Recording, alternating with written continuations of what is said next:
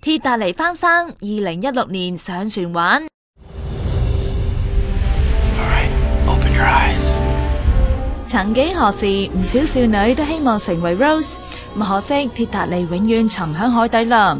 不過澳洲富商成立嘅藍星航運就同中國長江航運集團合作，整隻鐵達尼2號出嚟。咁到時個個都有機會 You Jump I Jump 啦。我哋公司嘅主席Professor Clive Palmer 先生咧，佢一路以嚟咧對於鐵達尼號呢個故事都係好有興趣嘅。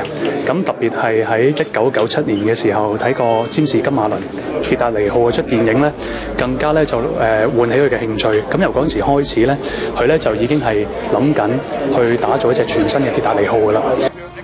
上年就係鐵達尼撞船100週年，所以佢哋就喺4月宣布打造一隻新鐵達尼。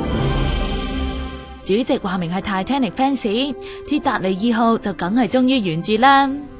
除咗會幫每位乘客度身訂造歐陸式古典禮服，咁船上面嘅呢條豪華旋轉大樓梯同埋4條大煙通當然唔少得啦，就連房都跟到足啊！835間客房分成頭等、2等、3等艙。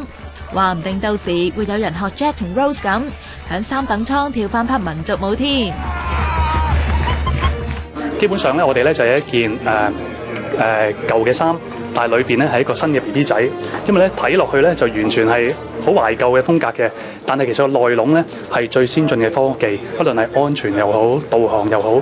除咗安全甲板、逃生滑梯同埋配備足夠嘅救生艇，鐵達尼2號仲有直升機平台，連醫院都有喎。呢個科技咁發達嘅年代，唔係仲驚會沉船啊？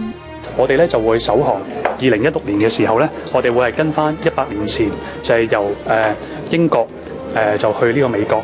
咁至於第二時咧，亦都好有機會可以就係去世界各地唔同嘅港口，包括香港嘅啟德郵輪碼頭。講到呢度，大家都好想知票價咧。不過佢哋就話係商業機密，唔可以公布住。消息淨係話頭等艙唔會高過60萬港紙。我諗大家依家要開始儲定錢啦。